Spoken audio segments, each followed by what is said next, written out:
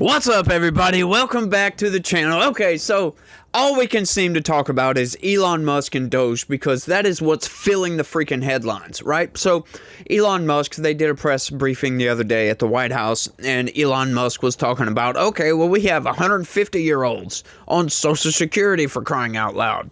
And, you know, I'm not really shocked, to be honest with you.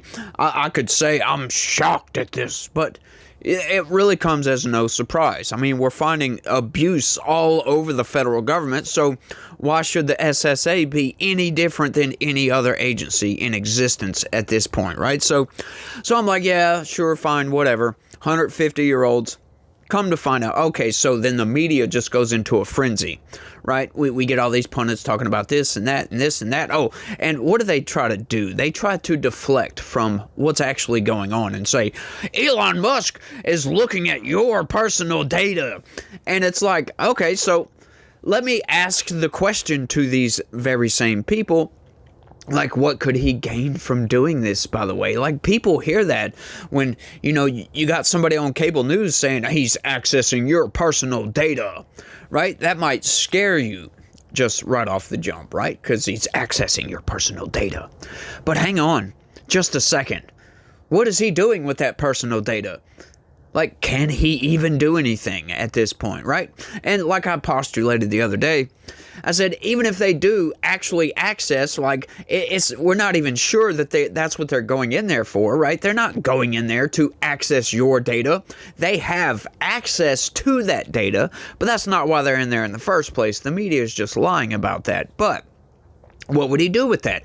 If, say, somebody with Doge were to steal your identity or something like that, right? Because Doge is going through there, that's going to be the first place we look. We're going to go and inspect everything that they've been doing and put an investigation team together and go and figure out, hey, did somebody at Doge access this and is running some kind of money laundering scheme, stealing your identity for crying out loud, or whatever the case may be, right?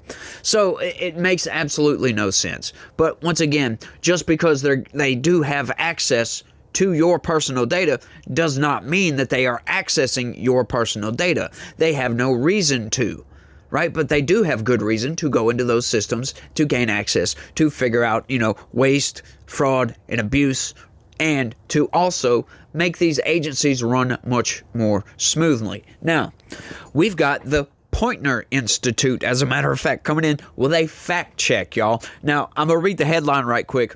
But that's going to be the main subject of this whole thing, right? I know it's the headline, but you'll see what I mean here in a second. Fact-checking. Are 150-year-old Americans receiving Social Security checks, as Elon Musk said? Posing a question, right? So this is going to be very, very important to everything you're about to hear. Everything, right? So they're asking a question. So you would figure they're going to answer that question, right? Maybe I just gave the game away. Oops, spoiler alert. In a closely watched Oval Office event, billionaire entrepreneur Elon Musk shared some of the findings and rationale behind his Department of Government Efficiency, which President Donald Trump has tasked with cutting spending across the government. As an example of his work so far, Musk cited some crazy things that had emerged in just some of the cursory examination of Social Security his team was undertaking. We've got people in there that are 150 years old, Musk said February 11th. Now, do you know anyone who is 150? I don't. Okay. They should be in the Guinness Book of World Records. I think they're probably dead, is my guess, or they should be very famous, one of the two. The U.S. has roughly 100,000 centenarians, according to the Pew Research Center, but none is older than about 114 years old.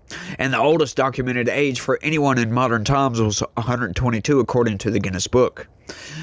When we checked with experts on Social Security, they offered two key points of context for Musk's comments. Okay, so here we go, y'all. Like, appeal to authority right quick, if you will.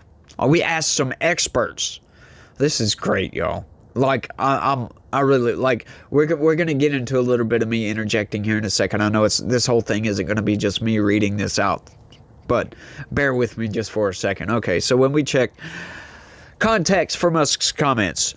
Government databases may code someone as 150 years old for reasons peculiar to the large and complex Social Security database. Now, that doesn't make sense. Why would they do that in the first place? But let's keep going. Improper payments are a long-standing concern for the agency, though they represent a small share of the payments. Duh. Like, I'm sure everybody knows that people make mistakes. The White House did not provide additional information on what Musk found. You gotta love that. Like, trying to discredit what Musk is doing here, essentially. Social media commenters, oh, there we go. That's some experts, y'all. Social media commenters came up with one possible explanation for the 150-year age. And experts who have worked closely with the Social Security Administration told PolitiFact it was plausible. But what was it? You'll see. Under an international standard called ISO 8601, a missing value for a date is coded as May 20th, 1875, because that was the date of an international standard setting conference held in Paris known as the Convention des Mètres, or however you speak French. I don't know my French all that well, right? Okay, so now they're trying to say this is some coding value for, this is coding based upon a missing value. Okay, let's go with that. Okay, there we go. Good explanation, but for that reason, under some coding systems, a missing value for a date will default to 1875, which in the year 2025 produces a round figure of 150. Right? Make it make sense for me, right? Make it make some sense. Some people, particularly some immigrants, really don't know their exact birthday, so there would have to be some alternative means of verification, said Eugene Storelli. I guess that's how you pronounce that. Storell, a fellow at the Urban Institute, a think tank, and a former deputy assistant secretary of the Treasury Department during the Reagan administration. Right? So that threw up a red flag when I was reading this thing out. Okay, so some immigrants, they just don't know when they were born. So instead of asking them to give us a roundabout date based upon their age, how many years they've been on this earth, let's just round it to 1875. Like, what could go wrong with that? Right? This whole thing threw red flags up for me. Why would they do this? Oh, it's some coding system that, if we don't have a value for this person's date of birth, right? I got a couple of points on this thing. If we don't get to their date of birth, then we'll just put in 1875 just for the hell of it. Or maybe that's how the software works. Okay, like, come on, let's be logical here. Okay, what makes more sense? I'm just throwing out ideas.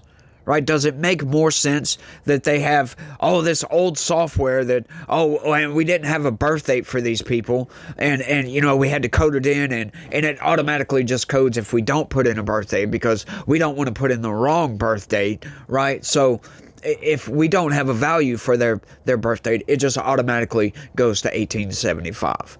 Now, mind you, this is not anybody that actually works with the Social Security Administration. This is somebody that works for a think tank. Not an expert. I mean, maybe an expert, but hang on. They said he worked for the Treasury Department. Now, that's government experience, but is that an expert at the software that the Social Security Administration uses? Maybe. Maybe not. But it doesn't make any sense. Why would their software automatically, like for one, why would you not just guesstimate if it's an immigrant? Like, that's another thing. Okay, so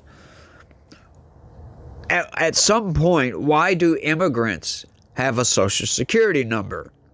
Right? And that's a deep rabbit hole we could go down.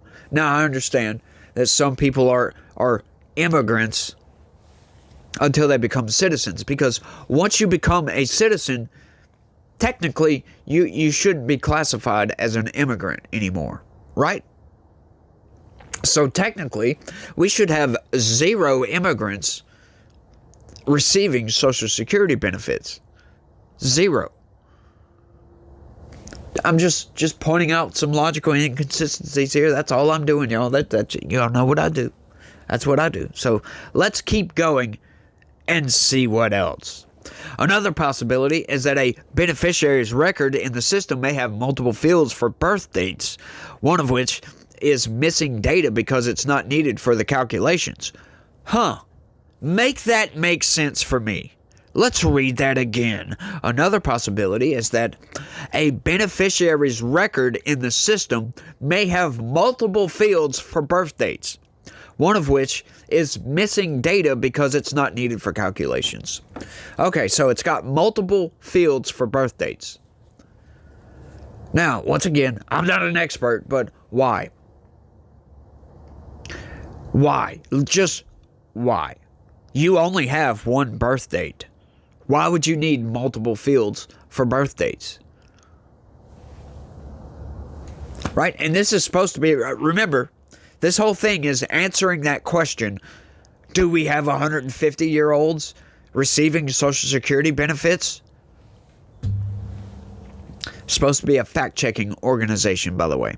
Some records may have missing codes, while others may have conflicting information on age or date of birth. So the staff would have created queries to determine which fields are actually used, J. Michael Collins, a University of Wisconsin professor of public affairs, said. Now, that seems like driveling nonsense to me, because conflicting information. Okay, so why are we putting in conflicting information? And how come we don't have somebody to work those things out? I know it said when they're making queries to determine which fields are actually used. But why would different information be put in to the same system? Like, I could understand a typo, right? But that's not what they're saying. Some records may have missing codes, while others may have conflicting information, age or date of birth.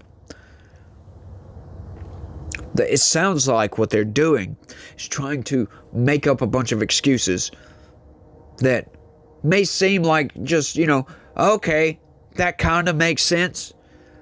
But once again, y'all, this is supposed to be a fact check. Beyond the question of whether 150-year-olds are receiving payments, Social Security does sometimes send out payments improperly. Oh, now they're finally admitting it.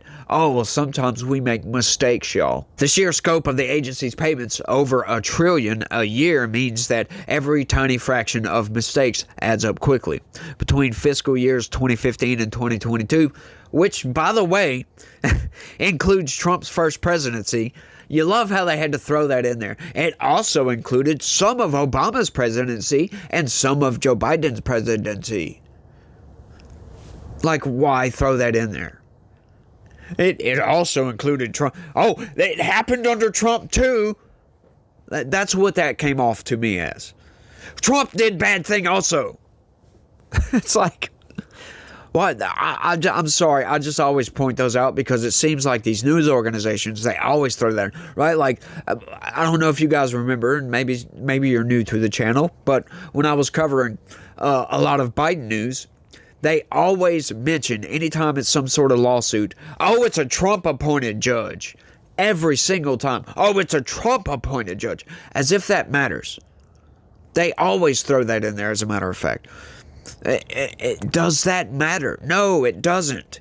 Doesn't matter to the legalities of the news article, or the legalities of the subject of the news article. I'll put it that way. Gotta love these people, man. That's just, once again, it's more media manipulation. The Social Security Administration sent almost $71.8 billion in improper payments, according to a July 2024 Agency Inspector General's report. The Inspector General's office called improper payments a long-standing challenge. Yeah, and once again, as I was saying, with a lot of this, these Inspector Generals, they are supposed to be doing what DOJ is doing, as a matter of fact. They're supposed to find waste, fraud, and abuse and, fix it, as a matter of fact, or at least bring it to the attention of Congress, and Congress can fix it. But guess what, folks? These people either aren't doing their job or Congress doesn't want to fix it. It's one of those two things.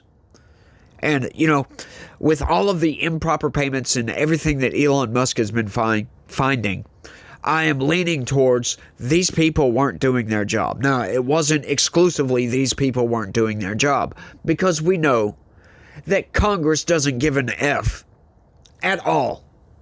Does not give an F. But at the same time, they do a lot of, committee hearings and all that nonsense. So that would have been brought up in committee. And I stay up to date with those. Watch a bunch of them, y'all.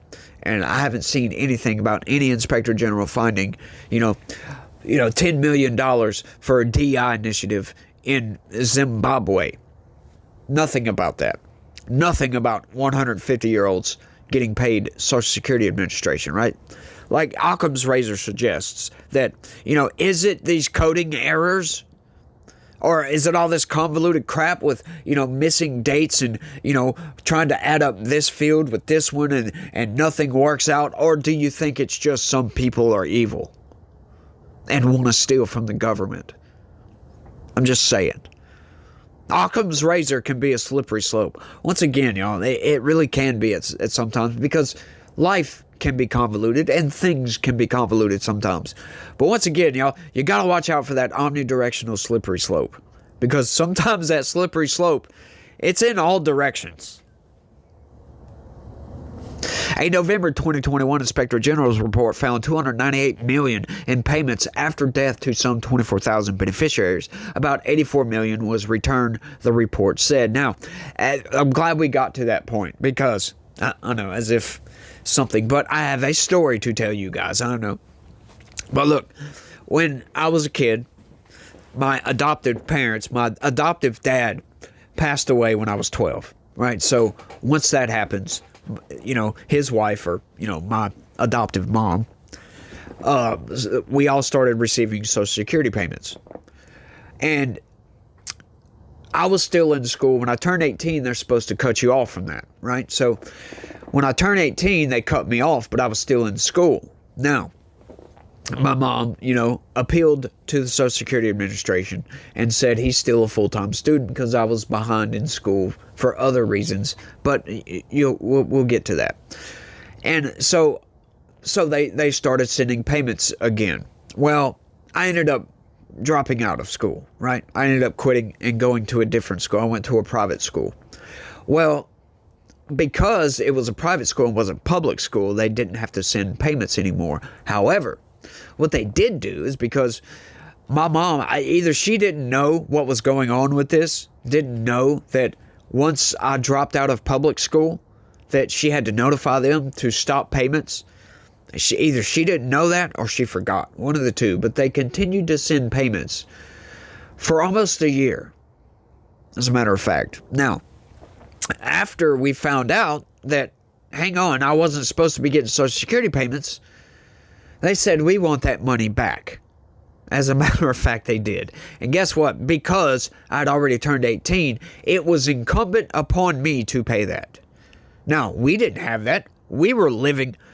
She was living off Social Security. I had a minimum wage job working at Pizza Hut at the time. Right? So where am I going to get that much money? That was a year's worth of payments at about $900 a month. So it was a good bit. So it was just over $10,000. And it wasn't no way I was coming up with that. Now, I will say, I didn't go and cash those checks. Those checks went to my adoptive mom. She cashed them, right? And once again, I had a job, so I was paying for all my stuff. I wasn't paying rent or anything like that, but I didn't care about that. That was what she was living on. Now, I know this is between me and her, and, bless her soul, she's no longer with us, but, my adoptive parents died a long time ago. But I was quite young, as a matter of fact. But anyway, so I was threatened with jail and arrest and all this other stuff, so I couldn't pay that. And I told them straight up, I couldn't pay that. And honestly, I couldn't afford to pay payments out of my paychecks or monthly paycheck, monthly payments to these people at all. So what did they do? They took my tax return for 10 years until it was paid off, straight up. Yeah, it took 10 years to pay it off because my tax returns were nothing, almost. All right, it took a long time to pay that off. But, they get their money back when it's situations like that. They know about it. So, I don't know, there's all this improper payment garbage going on. Yeah, sure, but they keep records of all this stuff. And don't let anybody fool you. They do come for that money. I know this is just anecdotal, straight up, but it's my anecdote and it's my lived experience. So it is what it is. But let's keep going. Enough of my stories, right? The Social Security Advisory Board, a group of outside experts, has regularly issued bipartisan recommendations to improve the agency's accuracy record for payments, such as shifting death data collection to the Treasury Department. Sorry about that. Collins said that incorrect birth dates or unnoticed deaths may not represent the biggest fraction of overpayments. Other reasons may be that the system has not caught up with life developments that prevent a former beneficiary from receiving payments, such as being incarcerated. I'm not sure how that really matters, but that's all to that story, as a matter of fact. Now, once again, notice this is a fact-checking organization asking the question, is Elon Musk telling the truth? And we didn't get any answers. We got a lot of speculation. That's all we got. We got a bit of suggestions from experts, and that's it. Like, nothing concrete. So, what does that tell you? Why would they go to the trouble? Just bear with me for a second. Why would a news organization, a fact-checking organization with a reputation to uphold, why would they go to the trouble of making out this long, drawn-out story, giving you all these experts' speculation for nothing, for a giant nothing burger? You might be thinking that same thing. Why the hell did you cover this? No, that's because I like to rag on the corporate press. That's why. And it's for this moment right here that I'm living in right now. My heart is just fluttering as if I'm falling in love for the first time, as a matter of fact. I just love this kind of nonsense from the corporate press because, once again, this is a fact-checking organization, folks, speculating. It blows my mind. These people just put out this story and they give you all this speculation, right? Knowing people are going to read some of this and they're not going to read through the whole thing because a lot of people don't read all the way through the news. They'll read the headline, right? And usually when these headlines, they ask a question, usually the question is no, right? So it just blows my mind. They're giving out all these excuses, all these different reasons as to why this could be. But they never mention that it could be fraud. It could be people in the government.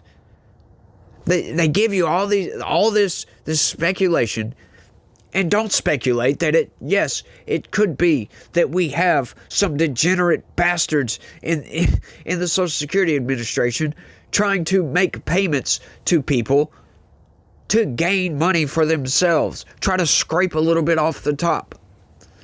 Why did they not mention that at all? When that's possibly what it could be. That is a definite possibility. It's definitely not outside the realm of possibility for people to be trying to scrape a little bit off the top by, sending. Now, it also could be some of these 150-year-old payments. Once again, it could be mistakes. Like what happened with me, right? My adoptive mom, she just didn't know. And I apologize, y'all, in case y'all wonder why I keep saying my adoptive mom. It's a funny story, right quick. In case you guys are interested, I'll shift gears and I'll get back to it right quick. But we're almost done anyway, so. My adoptive dad died when I was 12. My adoptive mom died when I was in my 20s, right?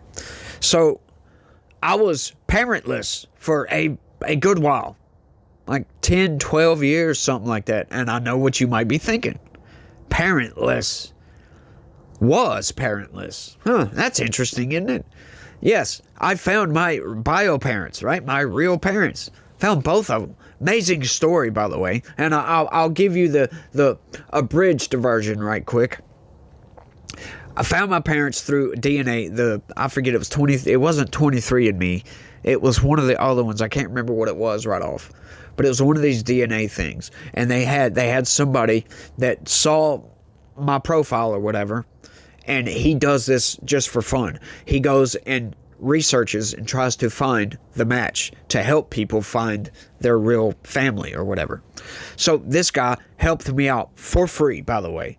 For absolutely free. Found my dad. And this is the amazing part. They were really young when I was born, and I was supposed to be aborted. This is why I'm such a pro-life advocate. But I was supposed to be aborted. I found this out later. But anyway, so they were split up from right before I was born. They were split up ever since a year before we met back up. Right? They got married almost a year to the day that we found each other online. That's absurd. It really is absurd, because my mom was actually living, they live up in New Hampshire, but she was actually living 3 hours away from me. My dad was living in California, in I forget where he said it was right off the top. Yeah, I can't remember where it was at, but yeah, he had moved back to New Hampshire like a few years prior to that. And then she just decided, I think her husband died, and she decided she was going to move back home. And she moved up there, and they ran into each other on, I believe it was Facebook. Met up, and, you know, it's all history from there. And then, boom, I come right in the picture. Right? It kind of sucks that they live all the way up in New Hampshire, and I live way down here in southwest Louisiana.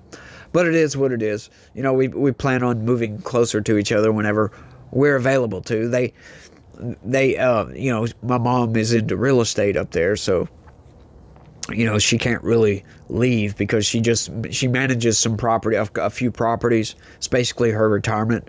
So she doesn't want to leave that. And hey, look, I totally get it. I probably wouldn't want to leave that either.